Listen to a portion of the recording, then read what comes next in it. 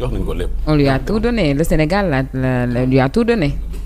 56% nga am ko élection parce que les Sénégalais ont voté Ousmane Sonko. ça il faut le dire jox nañ ko lépp dese luñ ko dara. 56 wala 57 la non 54. 54%. ànd naag Jomaay ni mooy Ousmane yi Jomaay Ousmane ñu fal leen. ñu da ngeen ñoo jox arme te amul bal jox leen ñu ay bal muy assemblée nationale. ñu jox ko assemblée nationale. Sénégalais yi wàccoog ñoom pour ñu liggéey. temps bi ñu am ci wax amuñu ko temps pour andi ay solution ci Sénégal mais président de la République jeudi mu recevoir ñi nga xam ne ñoo fi doonoon ay premier ministre comme ci recevoir nga jox ko respect boo xam ni sa premier ministre actuel joxuloo ko ci nuyoo ci dal ngay xool ni kii doonoon la ko ak respect bi ma jox ki ko doon joxuloo lu toll noonu jeudi nga dalal ay anciens ministres de l'intérieur ñu jox la respect boo xam ni gisoo ko ci sa gouvernement ñu jox la ko nga xëy di seetaan télé wala ngay dégg premier ministre bi wax la mun na leen ma dafa am fu muy yem. te gis nga nañu jiital Sénégal te bañ a jiital intérêt personnel. ouais 2 ans yoo xam ne dañoo falu rek commencé 2029 falu rek commencé 2029. dafa gaaw. falu ki nga xam ne moom mooy Ousmane yu Sonko nga war koo accompagner ci ay résultats yu noble ci côté économie nga commencé wax 2029 falu li nga laajoon lépp muy président de la République ñu fal ko assemblée nationale ñu jox la majorité bu doy nga jël président de la République Bassirou Diomaye Faye jox la ni la falal say ministre am na ministre boo xam ne Bassirou dani conseil des ministres la ñu xamante laa koy soog a gis. ma buuba la woon ma buuba nga xam ni kon moom dalaa jox proposé wu la dara ni la falal ku la neex ñu dem élection législative nga coalition ba mu àndaloon nga ni coalition boobu du dem élection du ma ànd ak ñoom élection mu jox la yow nga tabb sa liste xool député yàlla neex ñu fal nga fal ko président de la République lu mu la deseel dara wàccoon nag yow de tuddee la doom tuddee sa yaay doom non tuddee la doom mën nañu ni si biti mais président de la République ci biir nguuram mu am doom ci pare ba jël ko tuddee ko sa yaay mais quand même am na loo xam ni bu bët doon suur man loolu suur na ma bu bët doon suur am na loo xam ne loolu suur na ma mais discours yi nga wax ci ni dañoo tàddeel Sénégal discours yi nga wax ni dañoo lekk alalu Sénégal discours yi nga wax ni Sénégal waroon naa weesu fii yépp xale yi jeunes yi ñi daan am junni dem nañu ba xeeb junni yooyu ndax li ñuy dégg ni war nañ seen junni boobu war naa mën a doon ñaari junni heure boo soxlaa ñu laaj boo génnee ñu génn bu xeex jotee ñu xeex mais 2 ans yoo xam ne xale yooyu ñoo ngi topp ca la nga leen waxoon 2 ans yoo xam ne gisuñu dara tey boo doon def bilan moo yey annulé bilan bi mu doon def naan bilan Pastef bu doon def bilan ban bilan lay def bu ñu doon def bilan ban bilan la ñuy def bilan wax képp la ñuy dox mais te am na loo xam ni gis nga fi ñu yóbbu réew mi ci ndóol ñoom xamuñu ko peut-être dañoo yor ay fonds politique 1,7 milliard et quelque moo tax xamuñu bi ma ko déggee assemblée nationale muy wax ni dund maanaam jafe-jafe yi ngeen di dund moom laay dund man ko man sama bopp samay jafe-jafe yëgoo ko mais quand même li nga xam ne moom la ñu xalaat lépp ci ay solution 2 ans yoo xam ne amul benn xeer boo xam ne teg ngeen ko lu dul di peintiraat li fi ñi nga xam ne ñoom la ñu ji ñoon sàcc ñoom ñoo fi yàq loolu ngay intégré wala nga koy peintiraat sànce yi yooyu ngay yeggale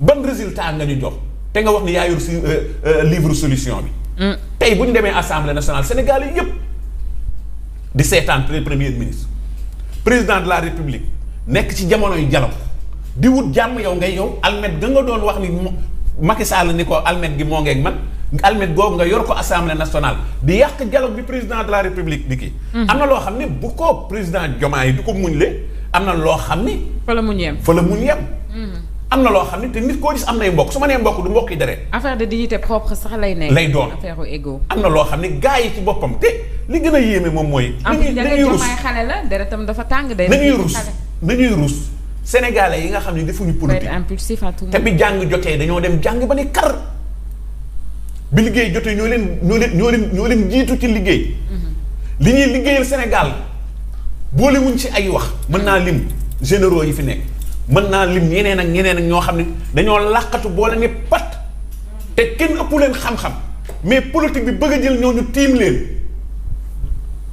di yàq li nga xam ne ñooñu nga xam ne tey bi jàng jotee dañoo jàng bi liggéey jotee ñu liggéey am ay poste yu kawe ci Sénégal politique bi mel ni ñooñu dañoo war a suul yàq loolu ñu fi doon liggéey ne arrête moo tax lii bettul kenn xale bi naan il faut que l'on s'arrête. Oui. Ahmed, d'aucuns pensent que les propos tenus par le Premier ministre Ousmane Sonko, l'ancien Premier ministre, concernant les fonds politiques, loolu moo ko valoir ñu daal di koy remercier ci poste Premier ministre. Est-ce que partagé nga déjà avis boobu parce qu'il faut dire que yëf yi ni mu tegloowee ñu bëri jàpp nañ ne daal kàddu yi mu yëkkati ca assemblée baa ko waral.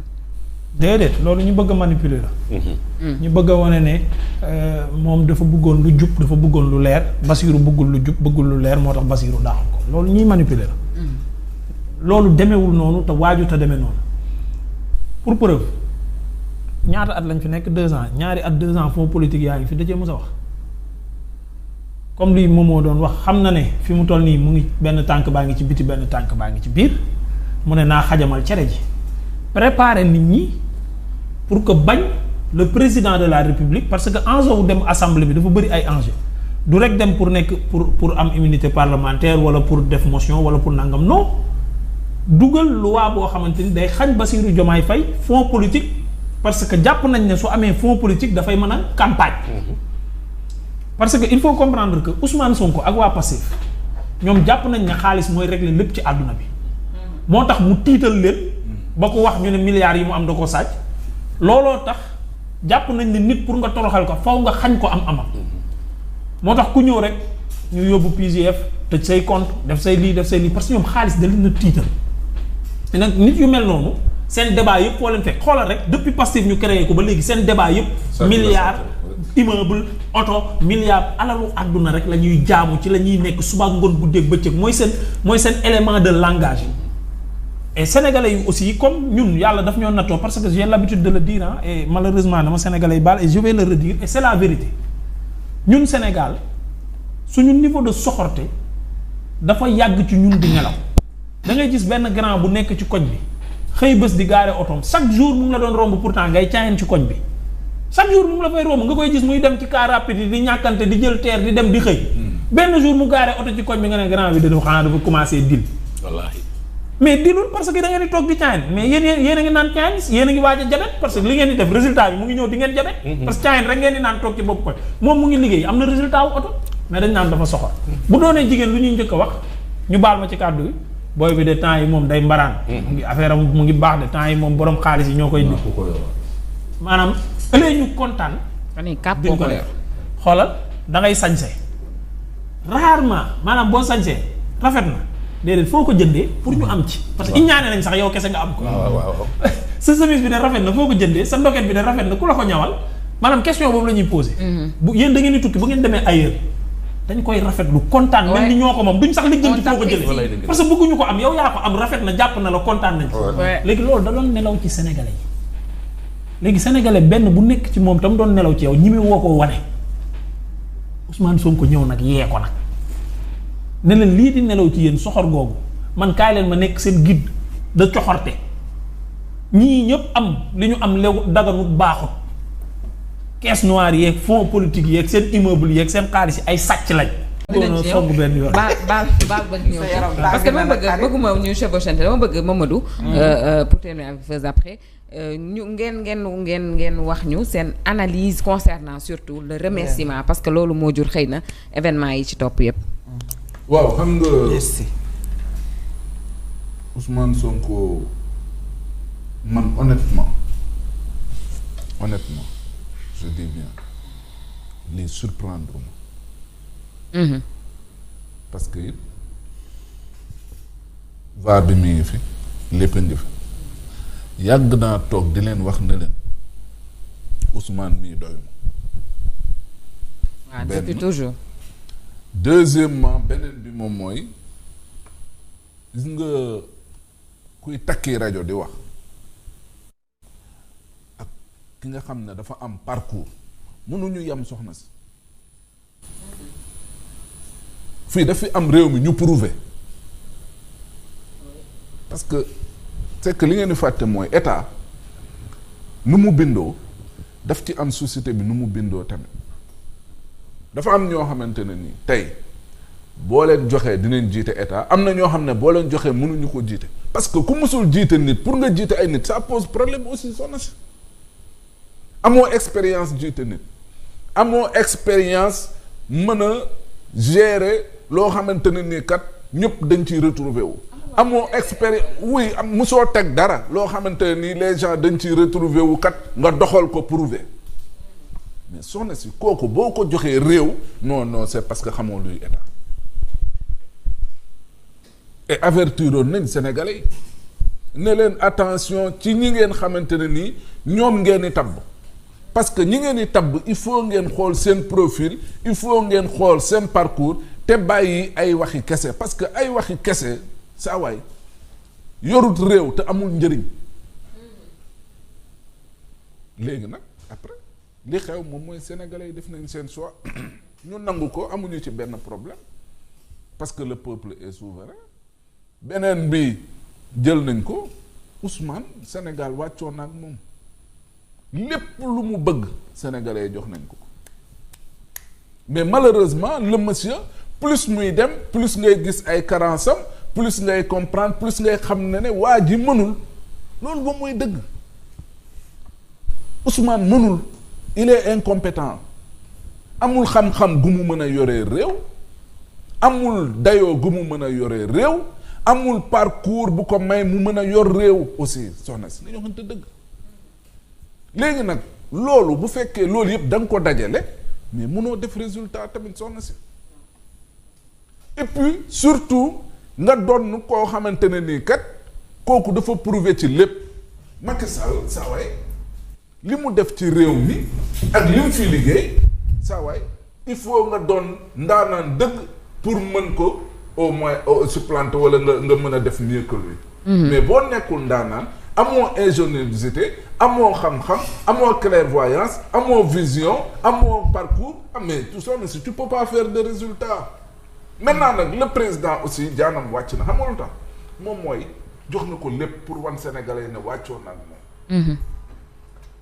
Bassirou quoi qu'on dise décision bi sax def ci yéex lool parce que boobu mi ngi may waayam ji rek ndeysaan parce que mi ngi seet Ousmane may doxantu ca pale ba ma ngay seet ndeysaan yaay jaay doxantu ca pale ba ma ngay xool ne Ousmane mii kat di bañ pour ñu ne way moom kat daa war Ousmane. loolu la sàmmoo ba sonn. xale tuddee nañ ko Blaise Faye de. mais dama ne gis nañ ñu fii nii saa waay ñu fi ñëw di woote ay Thomas Sankara ak ñoom sax. moo tax ñu tuddee ko Blaise Faye di. waaw non dama ne. Blaise Compaoré la ñuy référé wu Thomas Sankara am na. voilà histoire yi bokkul. te jëmewul réew mi fenn tamit donc li am solo moom mooy Ousmane testé nañ ko nous tous nous avons constaté qu'il est incompétent. doxul mais dindi ko bu war a mën a nekk problème. L'erreur que Ousmane a commise ci xam nga moom mooy la c'est d'avoir accepté. d'avoir un poste ouais. mooy bàyyi Bassirou cëggal guyam dem toog cité kër góor gi. doxal di doxal. focus 2029. déedéet ba pare jàngi uti xam-xam uti carnet d'adresse. parce que moom dañ ko confiné woon Mamadou pendant tout ce temps. mais c'est des Ousmane a été confiné par Macky Sall. Ousmane n'était pas préparé pour mu mën a jiite. parce que Ousmane jàngul bu fekkee ne 1 plus 1 égale 2 nga dem fayeeku nit dellu si waat loolu moom mooy impôt mais loolu du jàng. redressement fiscal. waaw. ak imposer nit ñi mais loolu du jàng. parce que xam-xam aussi dañ koy sàkku c'est pas pour rien yonent bi ne dem leen ba Chine di sàkku ci xam-xam. tey jii nii ba xam benn saxaabaam mu ngi fa tëdd. kon donc loolu li ko waroon moom mooy defaraat un peu ce qu'on appelle background am. waaw parce que ñoom bac la ENA. impôt et domaine dans les bureaux jeex na. ouais. et la mentalité d'un fonctionnaire. parce que dans cette histoire moom mooy les fonctionnaires ni ñu leen formaté. ouais. et je te dis laajal ñu am expérience ñëpp ba ñuy yemee ci bureau fonctionnaire. xam nga lan la. mooy dafa mel ni nga tegal leen machine bi ne leen ba mu fay. fonctionnaire bi moom dina def le tout ba machine ba du fay. waaye boo ko joxee koo xamante ni kii génn na ci carcan boobu nekk ci manager ay nit nekk jiite société nekk jaar yenn jaar-jaar yi boo ko joxee machine ba non seulement dina def ba du fay mais dina def le tout ba machine ba tamit gën ca machine yi nga xam ne moom la ñeneen ñi di yor. laajal ñu am expérience ñi nga xam ne dañoo génn ci seen fonctionnaire ne wéy ay fonctionnaire nañ dem def yeneen parcours ak ñoom seen nga xool li ñu mën a am keneen fonctionnaire bi nga xam ne dañ ko confié. Donc pour terminer li war moom mooy sénégalais yi wàccoon na ñoo Ousmane. Bassirou wàccoon naa Ousmane. réew nag nañu yor parce que bu ñu jàppee na moom parti politique am boobu la yor ni mu leen di manager ak na muy xalaatee noonu la war a yoree réew dafay juum li war moom mooy réew mi doxul man xam-xamoo bu doon may Ousmane sax dama doon démissionné bu yàgg. parce que dëkk bi yëpp ñi ngi naan réew mi doxul amul lu ma fay toog naa démissionné à temps jox leen réew mi après nag dem jéemi xooli leneen man li may def mais toog ngaa toog bañ nga kii lu ne nga wax ko ku ne nga tuumaal ko ay ñëpp am Ousmane ñëpp la xulool ci réew mi tout le monde amul koo mën a jël te Ousmane xuloowut ak moom marchand ambulant yi ba ca les sommités de ce pays là. Quand même. agriculteurs yi étudiants yi. tout le monde enseignants yi. tout le monde. Fatima. allo rek. foofu da lay ree fi daanelee moo neex. ouais. xuloog ñëpp ba pare ñu ne ñëpp a sikk yaa sell yaa baax. remerciement bi moom xam nga lan lañ ci naqarlu yéexaay bi parce que mënoo am sa premier ministre Ousmane Sonko gëj naa respecté président de la république bi ko tabb bi ko nommé fii mu toogoon ca primature gëj na koo respecté ca xanaa mun naa ne 1 an yu mujj yi yëpp daanaka si boppam la nekkatul ci li nga xamante ne mooy liggéey bi ko président de la république santoon munoo ne da ngay nekk premier ministre réew mi am un président de la république yow nga ne bokkatoo leen gis-gis liggéeyaloo ko yow réew mi ngay liggéeyal yow liggéeyaloo sa président de la république et pourtant réew moomu président de la république moo jël bigam nommé la par décret présidentiel teg la foofu mu la teg nga nekk premier ministre nga ne da ngay def cohabitation douce ak sa mais parce que encore une fois maa ngi koy wax sànq même le jour de bi El Malick Ndiaye di démissionné xëy na du woon jour bu ñu doon xaar démission ndax un dimanche tu peux pas dem ci Facebook annoncer sa démission ne bind nga sa lettre kan nga jox sa lettre un dimanche le lendemain nekkoon férié kon lépp ñu ngi ci inéga xawma lu illégal bu ñu ko mën a woowee noonu. waaw xam nga. parax PVA no fi. C'est le parax qui inquiète. Oui mais xam nga man luy sama problème mooy su fekkee ne yoon dala ko may parce que après li ci des yëpp j'ai beaucoup aimé sànq honorable député bi mu koy souligner c'est-à-dire ñun ñëpp dañuy am njort rek dañuy am njort. mais lii certitude mooy li nga xam ne moom la yoonu Sénégal boole ñun ñëpp tënkuñu ci loolu mooy certitude te jàpp naa ne ci loolu lañu waroon a yem malheureusement yemuñu ci loolu après gaaw na yéex na comme li may wax souvent ci justice gaaw na yéex na selon position bi nga ne rek parce que bu fekkee dañ laa war a àtte yóbbu la ci kaso bi lu mu yéex nga jël bu fekkee yow lañ tooñ wala ñu war laa delloo say àq ak say yelleef wala say koppar yu ñu jëloon lu mu gaaw nga xeeb donc ça c'est selon position bi nga nekk boo nekkee ci biir tamit ñu war laa àtte lu àtte bi gaaw nga jël. donc ça dépend ci position bi c'est de la même manière tey jii nii loi yi la ñu war a xool lan la may Pastef ak lan la ko xañ mais waruñu souvent et loolu dañ koy réussir moom dañuy yóbbu ci débat boo xam ne amul benn sens malheureusement gaaw na yéex na bi mu ko defee gaaw na dafa am lu muy làqatu immunité parlementaire lay wër naa nga mën a ñun ñëpp ci ay supposition lañ koy teg rek doo ko teg ci dara loo xamante ne nii lu dëgër la na fi mais en tout état de cause man jàpp naa ne lii nga xamante ne nii moom moo fi des ba des fi moom mooy déglu le président de la république. Ouais. moom mooy jaare fi am way wudul fay. ci lu baax wala ci lu bon. waaw l'histoire mu ngi nii toog di ko xaar tijjul ko ay page yoo xamante ne ni moom mooy xool lan la ciy def mais lii xew actuellement c'est catastrophique. mais l'affaire Cheikh Bara. comme ni ma la ko waxee dafa daw dugg ci biir. donc gaa yaa ngi ci buntu bi di ko xaar. mais c'est dû à quoi d'ailleurs xanaa il a tenu des propos. mais ku nekk foofu loolu la wax dane des éléments de la section de recherche sont devant les portes de l'Assemblée. ils sont venus pour arrêter Cheikh Bara il l'attend. Concernant les propos tenus, on suppose toujours contre Al Amine Lo. dañ ko fa jox néeg rek mu laal tëdd. Mais tôt ou tard il va sortir, ça c'est clair. Il va pas passer la nuit là-bas. Non mais am na ay feemam ay garabam yu muy def ba romb leen te duñ ko gis mën naa am loolu lay préparé. mooy ndombo bi xanaa. Cheikh nag mënoon na leen ndombo meles bi lay takk kenn du ko gis. Cheikh mënoon na leen topp rek. ndombo meles bi lay takk moo gën a élégant. xam nga Cheikh nag dafa am xam-xam. xam ma ni topp leen moo gënoon élégant wala. xam nga Ameth xam nga ñun waxoon nañu fi tout au début de notre émission waxoon nañu fi nañu soobee yàlla lu ñu leen fay di ngeen ko fajoo waxoon nañu ko fi. baag léegi ñoo ngi jaabante hôpital nag di ñëw. ñan la ñun ñi dañoo feebar di.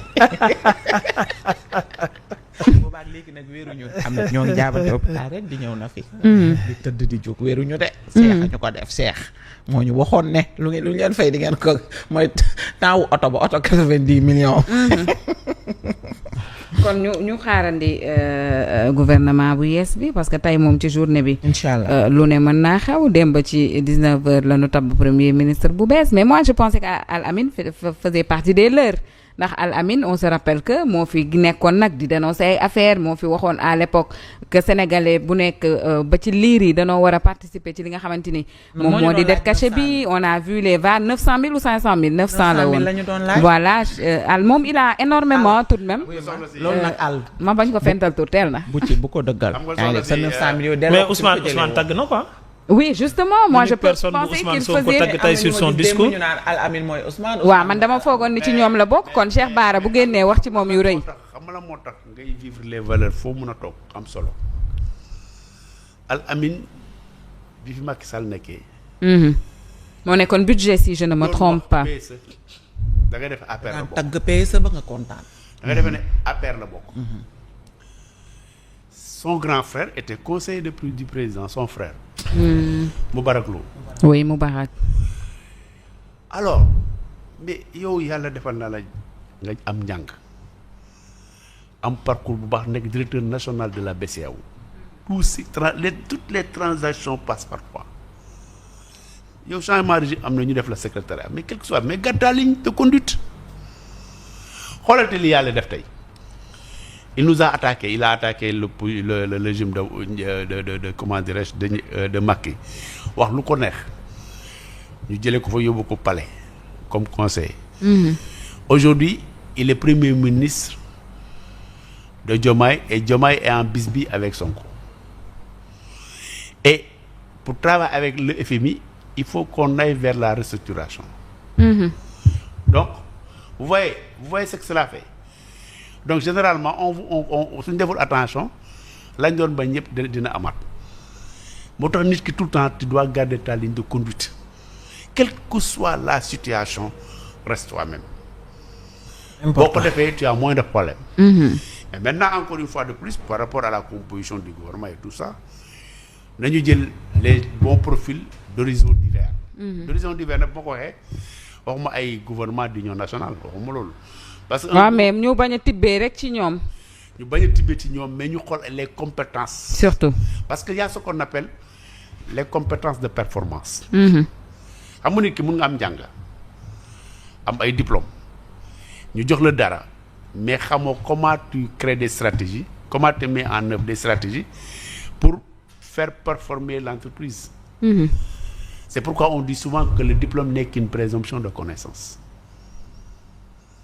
boo xoolee tey yu bëri tey dañ leen man maa ngi sam benn master. nga met leen dans une situation il ne peut même pas rédiger une bonne note.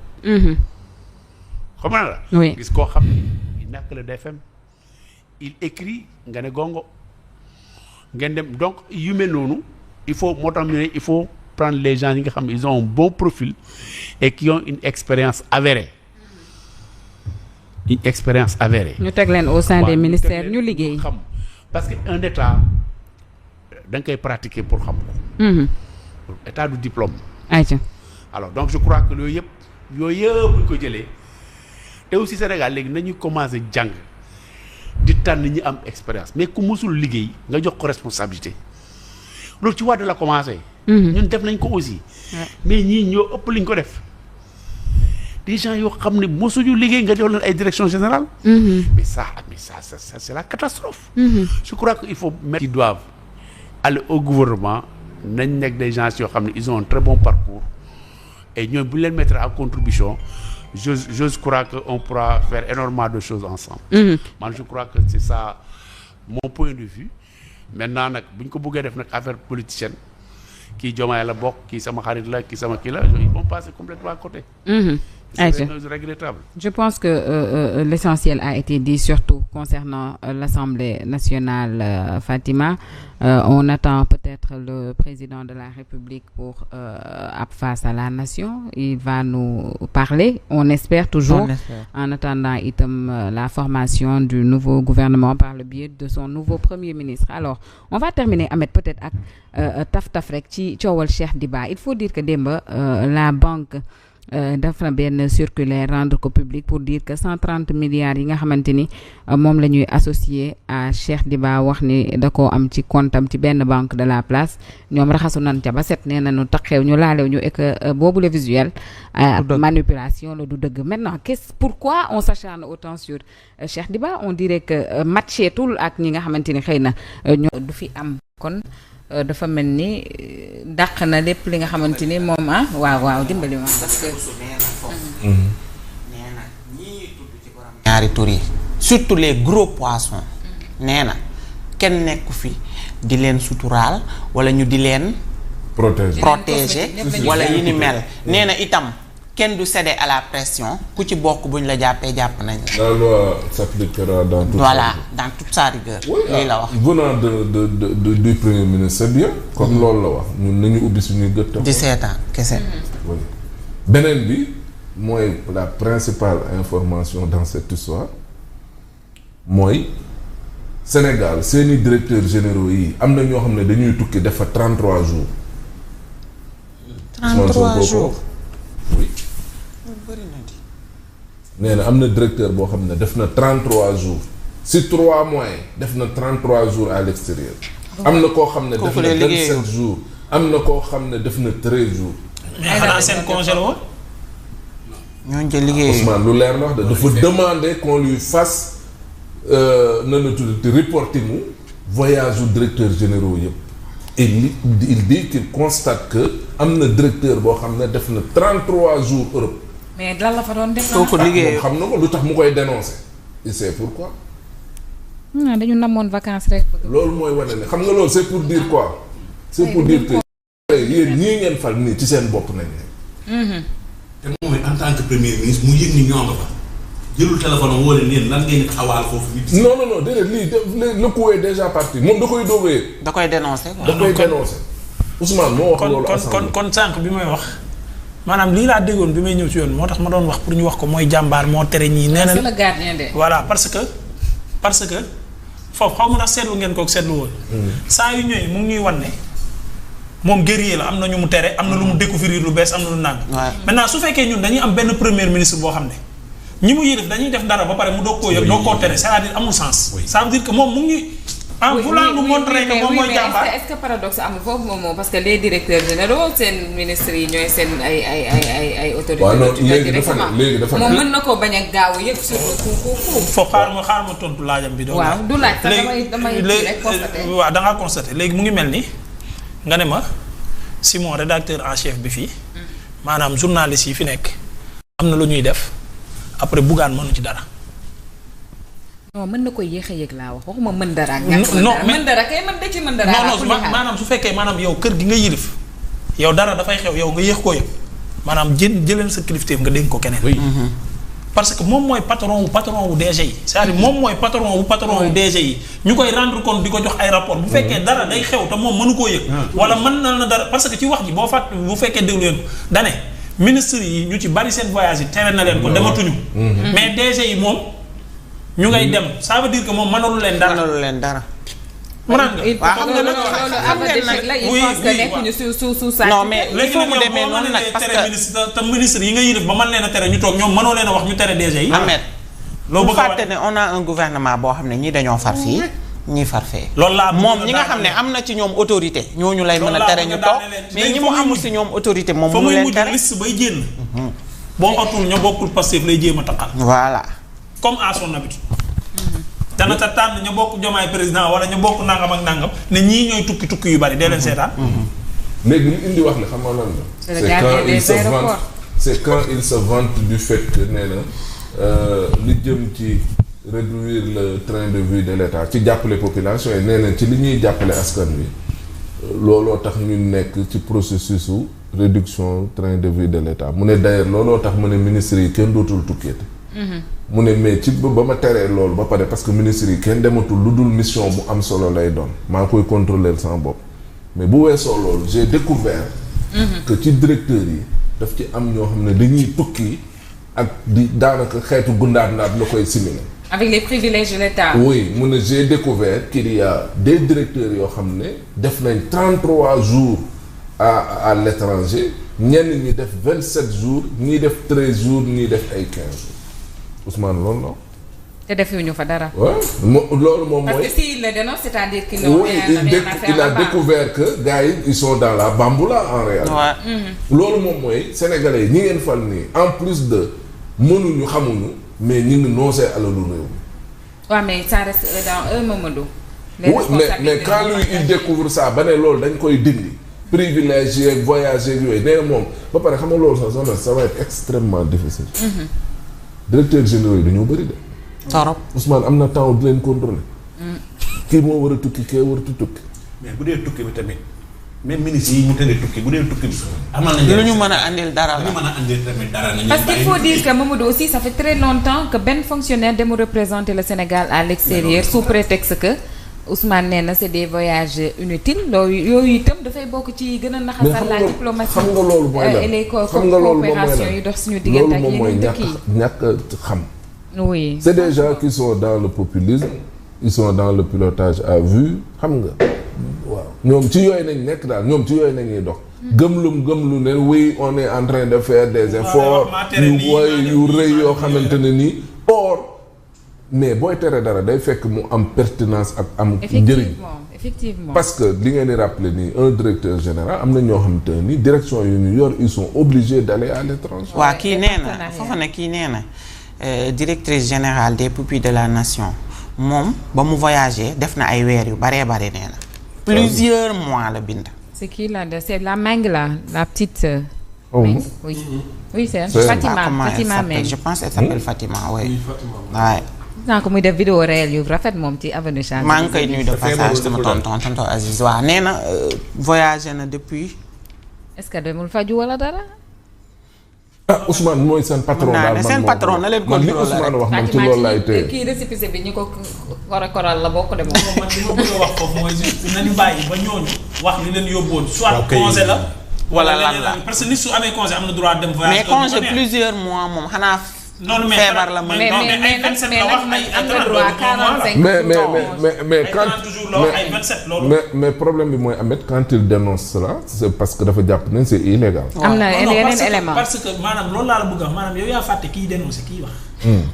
det kase xam nga c'est illégal mais est-ce que amoon na comprendre nga kii wax quoi kii wax mooy problème bi man kii wax nañ bàyyi ba ñi muy wax ñi mu jiiñ nii ñu wax ba pare baa beneen bi mooy ngeen gisagum DG bu mu doon waaw xam nga am na koo xam ne am na ñoo xam ne kan la xam nga kii cité wu leen nommément il est tellement intelligent da lay wax loo mënta vérifier yow bu ñun ñii ñëpp bu ñu jógoon pour def recoupement bi fan la ñuy dem ci kan ban direction du la jox tur du la jox direction du la jox dara day wax moom sànni après pour après ñu ne ak ay guerrier xoolal moom réew mi ko ñor gisoo tere la DG dénoncé na bu ñu la joxee direction boo xam ne signé woo demoo amoo waxoo defoo comme chargé de mission wala dénoncé woo tuuti nga wéy de mais nga dem joxe say soxla bitim réew dafay gën tuuti nga wéy de direction boo xam ne signé woo waxoo defoo amoo contrat amoo dara liggéeyoo pour direction képp la ak pour directeur bi képp la boo mënee bégali sa bopp boo mënee bégali sa bopp parce que chargé de mission bi nee na dañ maa def chargé de mission de ñun demuñu fenn amuñu benn mission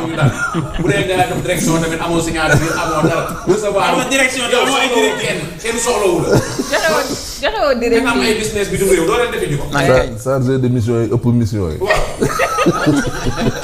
ay chargé de mission yoo xam ne ñoo mission yi quand même yow la direction xamoo ban direction parce que benn directive koy joxe waaw yéen baaxoo leen ñi baaxuñu suñu sa waaja mbay baaj bàcc bu ko neexee voyage. Samba Ndiaye. Samba Ndiaye. moo nee na bàcc xëyul bay voyagé. ñaari at xëy. dañu xaar ba gars yi wax ba pare. ñaari at ba léegi décret buy dindi nomination boobu amul. décret boobu mu ngi tàggat téeméer ba tey. bàcc maanaam fonction bi mu ngi fa. bàcc daal moom PCA nommé nañ ko décret bi kon. wuñ ko te ba léegi indiwuñ beneen décret buy nommé keneen. waaw léegi bàcc moom bu liggéey di moom dem 6 mois benn journaliste daal ni bàcc. mais moom moo bàcc fayeekuwul 6 mois moom ci àll bi. non bàcc mënagul fayeeku. fayeekuwul de ah. bàcc daal nekkul dimbali bàcc boo waxee mu naan yàlla dogalagul. Mamadou yal na yàlla xëyloo bàcc Samba Ndiaye bàcc ah. pour xëy de. waaw yal na yàlla xëyloo. concernant toujours les révélations wala les informations qu'Ousmane a données fële ci Assemblée nationale sur la loi portant sur l'homosexualité sur la bamboula bi nga xamante wala pësado Ahmed nee na pësado bamboula bi muy ji yenn ci ay DG ban lecture nga ci def pour le moment certainement dina gën a wax ñu gën a désamorcer bu dul ñun rek rédaction bi yeggali. man ngay wax bu ma ci ñëwaat yow. te nag moom aussi bu nekkee ni non dégg na dafa xamul kan ngay waxal man noonu dafa foogoon man ngay waxal. non dégg naa ne c'est-à-dire important en fait non xaar leen ma xam nga xam man maanaam ci taxawaay bi ma taxawee ci premier ministre. ah c'est la grande question. man fi man. très pertinent. te amee na. waaw technique. oui parce que nit du dugg ñaari yoon kaso. mënuñu laa dugal kaso ci bracelet ba pare dugal la kaso ci biir kaso bi. beneen bi mooy benn affaire laay xalaat quoi ci côté technique bi nga waxee moom mooy bu dee moom ba léegi moo ngi ak bracelet léegi bracelet la lañ koy kiyee. loolu lañ koy dindee. la lañ koy dindee. ñoo koy dindi dafa am benn appareil. waaw. maanaam comme ni koy chargé. kenn ku nekk sa appareil wala appareil boobu mooy ubbi yëpp. mooy ubbi yëpp. waaw ok. mooy ubbi yëpp ok. je pense que dañ koy paramétrer teg ko maas dindi wala. waaw dañuy paramétrer teg bu ñu tegee. c'est-à-dire man tijjeeku. ok man dama yaakaar ne je sais pas parce que Ahmed li muy wax nii techniquement dafa gën a. oui information bi jar naa vérifier est-ce que moo ngi bracelet bi. parce que non parce que bu ko yoree sax si loolu la avocat yi on ne voit pas le sens. mais est-ce que entre temps c'est là ou pas si ça sonne ou pas. aussi. non parce que bracelet warul dugg rëbës. en fait. non noo génnee sa bracelet xool infraction bi fi mu ne. ñu ma expliqué gis nga par exemple rëbës boo fa nekkee bañ libéré la.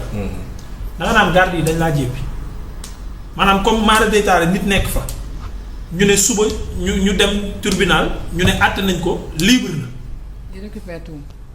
maanaam bu ñu lay génne dañ lay dàq. parce que nee nañ 1 minute boo fa def lu la fa dal responsabilité administration pénitentiaire. parce que juge bi dana nga génn. par exemple nga gis koo xam ne dañ koy génne mais bi muy ranger le bagage am yooyu parewul da ngay gis ñu koy jàppale pour génne ko. na génn yenn saa yi nga génn pour ñoo génne la sa bagage ci porte bi mais foofu doo fa toog parce que lu la fa dal. loolu dafa grave maintenant léegi bracelet bi logiquement warul dugg kaso. oui. maanaam bracelet électronique warul dugg kaso. loolu mu koy. c'est anormal ci biti pour ci biti la. donc bu duggee ci biir rek am na infraction. c'est scandaleux. Fonctionnement énorme. oui. mais rek il faut comprendre aussi que dafa amoon bras de fer il y a eu un bras de fer entre le juge d'instruction ak le procureur. Oui. Parce que juge d'instruction bi takkal Pape Malick Ndour bracelet bi procureur jàppee Pape Malick Ndour visé ay articles procureur juge d'instruction bi mu déglu Pape Malick Ndour dans le fond du dossier et je rappelle ñu dellu si waat tuuti ci ginnaaw bi ñu jàppee Pape Malick Ndour convoqué ko mu ñëw toute la journée dañ ko doon laaj ay pièces justificatives am na benn booyam maa ngi koy nuyu de passage bu may seetaan bu baax a baax moom moo yoroon moto. moo doon dem pôle judiciaire financier booy moo yoroon moto suñ laajee document nangam Pape Malick Ndour booy moo doon dawal moto dem kër Pape Malick Ndour jël document bi photocopier ko ñëw indi document yëpp noonu lañ ko jàppee ba guddi gi juge d'instruction bi ne Pape Malick Ndour lépp luñ ko laaj ci dossier bi indi na ko maanaam lii ñu visé nii moom Pape Malick Ndour contestation yi mu indi nii munu ko cee yóbbu kaso léegi nag daf koy bàyyi mu ñibbi këram takkal ko bracelet procureur ni mukk ñaar am soit da nga koy yóbbu kaso wala nga libéré ko procureur dem attaqué loolu moo tax cour suprême jox ko dëgg ne ko pour mu dem pour ñu bàyyi ko mu yóbbu ko kaso bañ ko waxee def na une semaine Pape Malick Ndour toog këram bañ yaakaaroon ne sax ñun gars yi xanaa dañoo fàtte dem jëli Pape Malick Ndour affaire u Ndiaga Seck bi kalaate rek même jour rek gars yi dem jëli Pape Malick. xam naa peut-être taf-tafee gaaw-gaawee boobu noonu dem jëli ko yóbbu ko kaso moo tax amaana ñu fa mën na am sax ñu désactiver woon bracelet bi pour war a koo ñëw tekki bon je sais pas ndax noonu lay demee ou pas désactiver ko ba pare doog koo tekki ñu désactiver ko ba pare war koo tekki fàtte koo tekki yóbbu ko ci biir fekk bracelet baa ngi ci tànk bi te fonctionné wul moi je sais pas mais bu ñu demee ba avocat yi ne di yuuxu au scandale ça veut dire que doy na waar nan la ñu mën a jëlee nit dugal ko kaso avec un bracelet électronique man de mardi dinaa dem seeti Pape Malick Ndour laaj ko ci ba xam lu leer. gars yi wax nañ lépp rek bracelet bi xam naa dañoo juum rek mu duggaale mais nañ ko gàgganti rek dem tekkil ko ndax nit kenn du ko tëj ñaari yoon comme li Ndiaga wax. et puis même bu fekkente ne yàkkamti ngeen a tëj Pape Malick yàkkamtee tëj Pape Malick ba fàtte bracelet bi ci tànkam. bàyyi leen caaxaan dem leen tekki bracelet. non ma ne bu doon erreur la logique. bu amoon non waa dama jaaxle kon ñu fàtte ko. garde pénitentiaire yi ñu ngi fa Ahmed. non dafa est-ce que waroon nañu xaar ba avocat yi di def alerte wala au secours pour ñuy soogay réaliser ne qu'il a toujours le bracelet sur le pied. non xam nga commission de sécurité électronique xam nga ñi seere bracelet bi police à part la ñoom la ñuy wax commission de sécurité électronique. waaw mais mën non quand je parle des gardes mooy mën nañ def alerte ne kii mi ngi duggaale. bracelet moom laa lay expliquer le garde pénitentiaire bi nekk Rebeuss moom yoonam nekk ci loolu. ndax takkoo luy rey takkoo lu lay gaañ dugg nga fi heure nangam sa kaaraange loolu lay lijjanti. lui il gère pas les bracelets électroniques. beneen bi mooy maanaam dem ba Rebeuss fàtte bi li tax ma naan mënul nekk soo jëndee sa buntu kër. danañ koy signaler bi seen bureau. donc mën nañu ko fàtte. non est-ce que désactiver wuñ ko pour dindi ko. ñëw fàtte koo dindi yóbbu ko. genre ñu désactiver ko pour ñëw dindi ko yóbbu ko. far fàtte koo dindi yóbbu ko. fekk désactiver nañ ko désactivation bi ci moment bi lañ koy def. ci moment bi lañ koy def. bu ñu la kiiwee appareil bi mu désactivé wu mu tekkee. mënuñu koo def à distance. non loolu wóoruma mais je pense pas que. baax na. Ahmed Ndiaga plutôt wala. c'est compliqué. non c'est tellement compliqué. c'est compliqué hein. xaw ma erreur bi dañ ko mënee. c'est compliqué. Mamadou dysfonctionnement la erreur la tayeef la précipitation la on ne comprend pas.